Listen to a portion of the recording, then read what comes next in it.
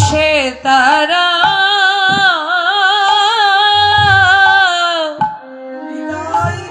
বসিল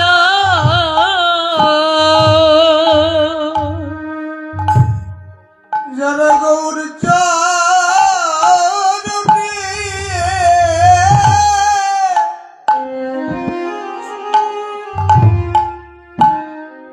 সব সবেছে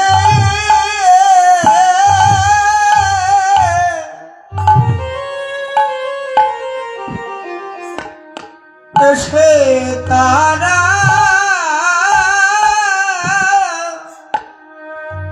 বসিল যারা আমার গৌর চরণে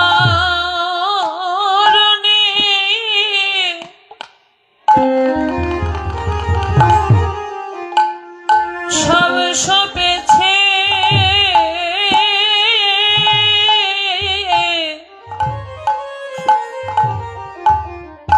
এসে তারা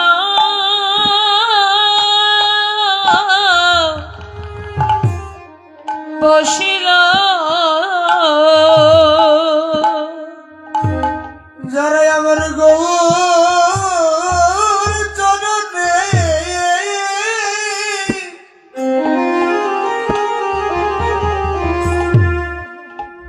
সব সবেছে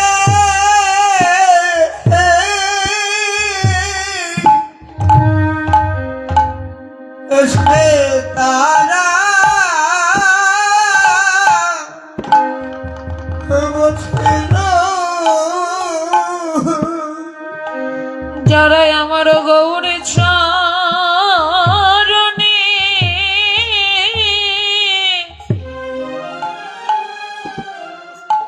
সব দিয়ে সব হয়েছে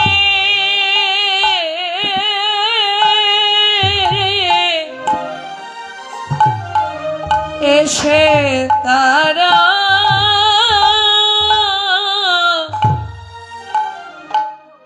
বসিল যারা গৌর চরণে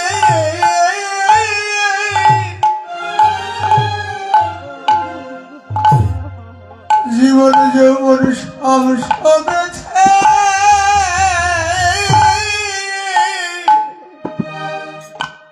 এসে তারা বসিল যারা সব দিয়ে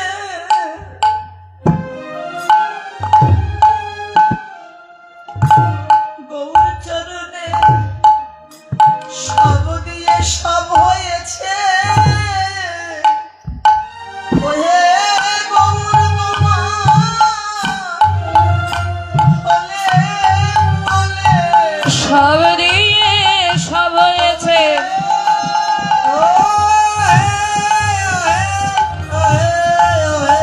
ওহে ওহে ওহে ওহে এসে তারা বসিল শুধু বসে রইলেন তা নয়, বসে বসে কি করেছেন জানো গো? আমার গৌরাঙ্গ দনপানে চাই সবে ঘনে ঘনে আমার গৌরাঙ্গ বাদন পানে চাহে সবে ঘনে ঘনে গৌরাঙ্গ দনপানে চাহে তৃষ্ণা তু চাতকের মতো চাহে তৃষ্ণা তু চাতকের মতো চাহে তৃষ্ণা তু চাতকের মতো চাহে কৃষ্ণ তো চাতকের মতো ওদের না জানিব কে,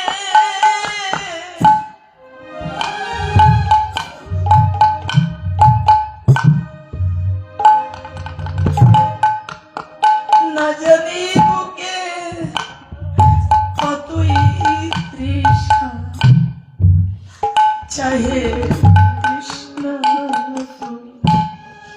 চাতকের মতো। ওদের না জানিব কে, হৃদয় গৌর না জানিব কে, কত তৃষা চাহে কৃষ্ণ তো চাতকের মতো। চাতক পাখি যেমন এক বিন্দু বাড়ির আশায় অপলক দৃষ্টিতে মেঘের পানে তাকিয়ে থাকে, কতক্ষণে মেঘের বাড়ি পরিষ্কার হবে, চাতক সেই বাড়ি পান করে আপনার তৃষ্ণা মেটাবে। তত্র গৌর প্রাণা যত ভক্ত ছিলেন ঠিক তারাও আপনাদের মতো যেন তৃষ্ণার্ত হৃদয়ে ঠিক চাতক পাখির মতোই আমার মহাপ্রভুর বদন পানে তাকিয়ে আছে। জানেন, চাতক পাখির একটা ধর্ম আছে কি, এক বিন্দু জল অভাবে যদি প্রাণটাও চলে যায়, চাতক মেঘের বাড়ি ব্যতীত অন্য বাড়ি পান করে না। তত্র এই জগতে যারা গৌর প্রাণা কৃষ্ণ প্রাণা আপনাদের মতো ভক্ত যারা গৌর গোবিন্দের চরণে যাদের নিবেদিত প্রাণ, আমার গৌর গোবিন্দ যাদের জীবনের একমাত্র সর্বস্ব ধন, আমার আমৃত্যুকে গৌর চরণে যারা বিক্রয় মানে, ঠিক তাদেরও একটা ধর্ম আছে কি, তারা একমাত্র হরি কথা কৃষ্ণ কথা ব্যতীত তারা কোনোদিন আন কথা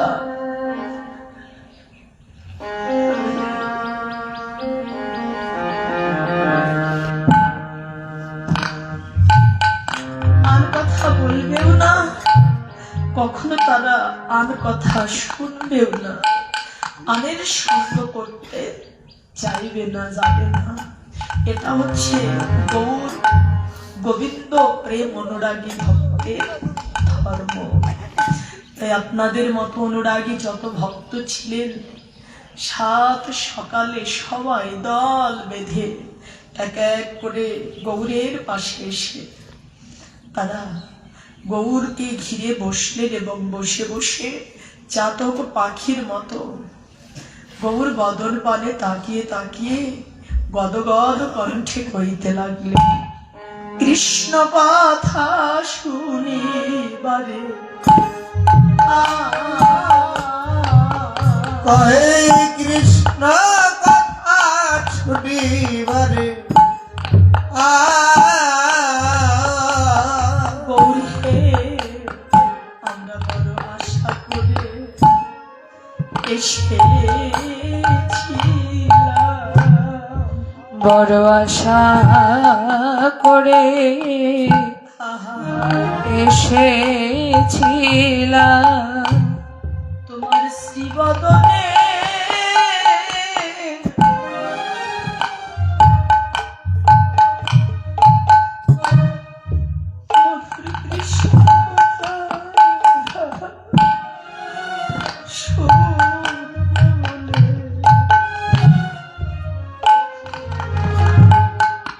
প্রভু আমরা বড় আশা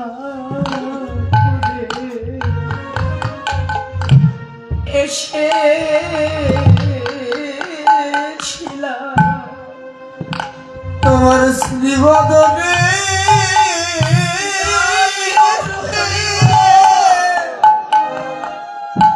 শ্রীবদনে কৃষ্ণ কথা শুনব বলে আমরা বড় আশা করে এসেছিলাম। একেবারে কৃপা করে বলো না শুনি, একবারে কৃপা করে বলো না শুনি। তোমার শ্রীবদনে মধুর কৃষ্ণ কথা একবার কৃপা করে বলো না শুনি। তোমার শ্রীবদনে শ্রীবদনে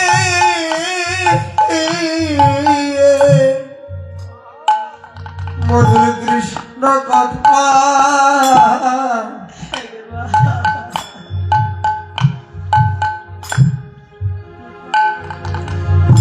কৃপা করে বলো না শুনি। আমরা কৃষ্ণ কথা শুনে তত্ত্বপরা আমাদের তত্ত্বপরা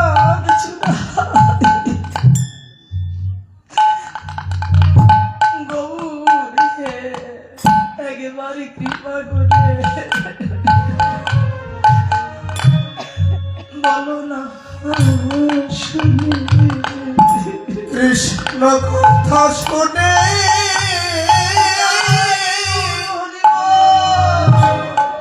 তমত পরাণ জোড়াই একেবারে কৃপা করে একবারে কৃপা করে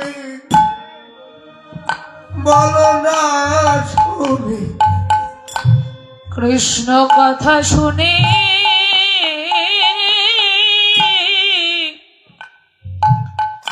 তপ্ত পরাণ জুড়াই, একবারে কৃপা করে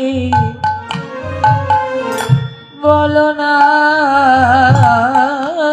শুনি। মধুর কৃষ্ণ কথা শুনে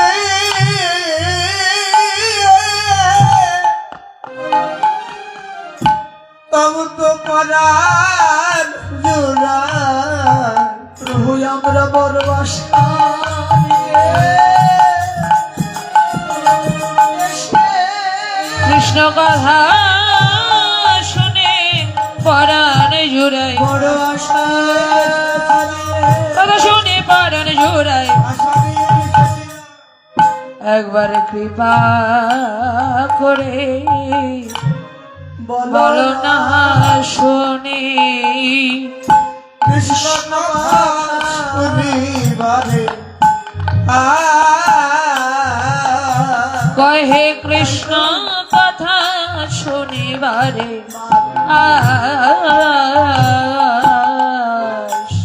জগৎ জুড়ে কথার তো আর শেষ নাই, বহু কথা, অগণিত কথা, অসংখ্য কথা।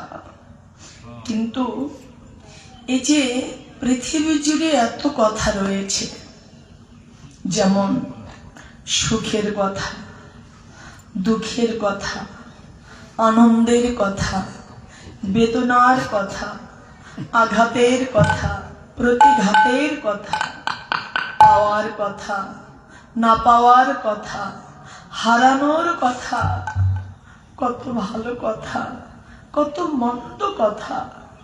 জগতে এত কথা আছে, কিন্তু থাকলে কি হবে? কথাগুলি যত ভালোই হোক আর যত মূল্যবান হোক, কিন্তু সব কথাই হৃদয়ের জ্বালা চুরাই না। সব কথায় ত্রিতাপ নির্বাপন হয় না, সব কথায় সন্তাপ নির্বাপন হয় না। একটা মাত্র কথা যা বললে শুনলে অন্তরের সমস্ত জ্বালা জুড়াইয়ে যায়, সমস্ত সন্তাপ নির্বাপন হয়ে যায়, নিমেষের মধ্যে সমস্ত দুঃখ যন্ত্রণা ঘুচে যায়, মুছে যায়। একমাত্র সেই মহামূল্যবান একটা কথাই জগতে আছে, তা হলো মধুর কৃষ্ণ কথা। কৃষ্ণ কথার সমান এই পৃথিবীতে আর কোনো কথা হয় না গো। এ কথা সুধার সমান, বলা শোনার সাথে সাথে দেখবে রোগ শোক জরা ব্যাধি যন্ত্রণা জ্বালা যার মধ্যে যতই থাক আর কোন যন্ত্রণা থাকে না। কৃষ্ণ কথা গ্রহণ মাত্র, শ্রবণ কীর্তন স্মরণ মাত্র দেখবে সমস্ত যন্ত্রণা ঘুচে মুছে যায়। এই জন্য কৃষ্ণ কথা হচ্ছে মধুর কথা। এ বললেও প্রাণ জুড়ায়, শুনলেও জুড়ায়, এবং এই কথা বললে শুনলে জীবের পরমার্থ হয়। আজকে সেই কথা ভক্তগণ মহাপ্রভুর নিকটে আস্বাদন করবেন, শুনে জ্বালা জুড়াবেন বলে করকুটে নিবেদন করছেন। প্রভু অনেক আশা করে এসেছিলাম কৃষ্ণ কথা শোনাবে। প্রভু শিক্ষাশ্লোকের শ্লোকের মধ্য দিয়ে জানিয়ে দিলেন, জগৎবাসী চেত দর্পণং মার্জনম। এই মহাপ্রভুর অষ্ট শ্লোকের মধ্যে এই প্রথম শ্লোকটাই ছিল জীবের চিত্ত দর্পণের সমস্ত মলিনতা নির্বাপন, জ্বালা ঘুচাবার শ্লোক। তাই প্রভু যখন এই কৃষ্ণ কথার মধ্য দিয়ে জগৎজীবীকে বললেন, তোমরা কৃষ্ণ কথা নিরন্তর বলে যাও, শুনে যাও। কৃষ্ণ কথা ব্যতীত এ প্রাণ জুড়াবার মতো পৃথিবীতে আর কিছু নেই। জীবের সমস্ত যন্ত্রণার মহা ঔষধ একমাত্র এই মধুর কৃষ্ণ কথা। এই কৃষ্ণ কথাই জীবের আর কোনো জড়া ব্যাধি থাকে না। এই কৃষ্ণ মন্ত্র নাম যদি কেউ গ্রহণ করে, এই মন্ত্র নামক ঔষধে জীবের সমস্ত পীড়া নিত্যকালের মতো মুছে যায়। আদি দৈবিক আদি ভৌতিক আধ্যাত্মিক দৈহিক মানসিক সামাজিক কোনো যন্ত্রণা তার থাকে না। তাই শ্রীকৃষ্ণ চরিত গীত শুনি সবে পুলকিত, শ্রীকৃষ্ণ চরিত গীত শুনি সবে পুলকিত, চিত হইলা কৃষ্ণ দাস, আর বর্জিত হইল কৃষ্ণ দাস। আমার ভাগ্যে হলো না রে, আমার ভাগ্যে হলো না রে, আমার ভাগ্যে হলো না রে। কৃষ্ণদাস বৈষ্ণব কবি আক্ষেপ করছে তোমাদের হলো, কিন্তু আমার ভাগ্যে হলো না রে, আমার ভাগ্যে হলো না রে। আমি না জানি কত জনমের অপরাধী, তাই আমি একা পথিক মনে রইলাম। কত জনমের অপরাধী, কত জনমের অপরাধী, আমার ভাগ্যে হলো না বঞ্চিত হইল কৃষ্ণ দাস, বঞ্চিত হইল কৃষ্ণ দাস। বৈষ্ণব কবির এটুকু ছিল ভজনের কথা, তোমাদের হলো কিন্তু আমার হলো না। তো এই কথা বলেন কারা? যাদের হয় তারাই বলে সবারই হলো, আমার হলো না। যেমন চৈতন্য মহাপ্রভুর অশেষ কৃপাধন্য ঠাকুর মহাশয় প্রেম ভক্তির মহাজন, তিনি মহাপ্রভুর সঙ্গে সর্বদা থাকতেন, প্রভুর সেবা যত্ন করেছেন, অত্যন্ত কৃপার অধিকারী যিনি। অথচ তিনি বলতেন, প্রভু হলো না, হলো না।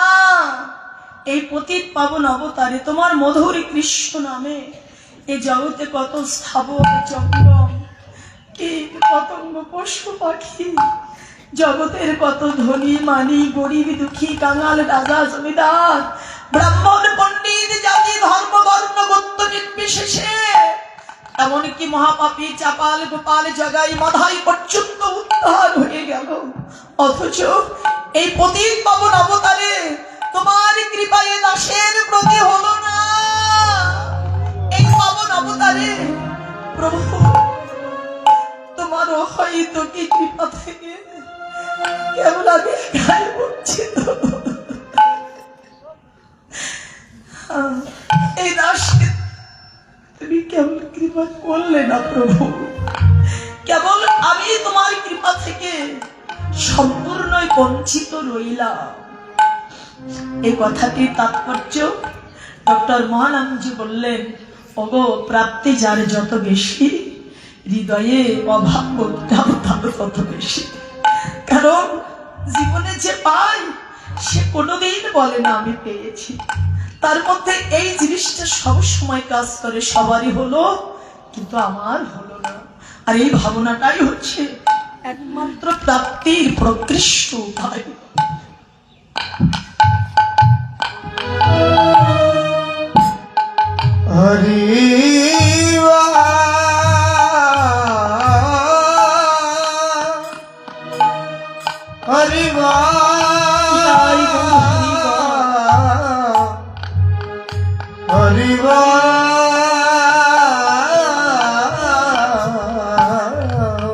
বাঞ্ছা কল্পতরুভশ্চ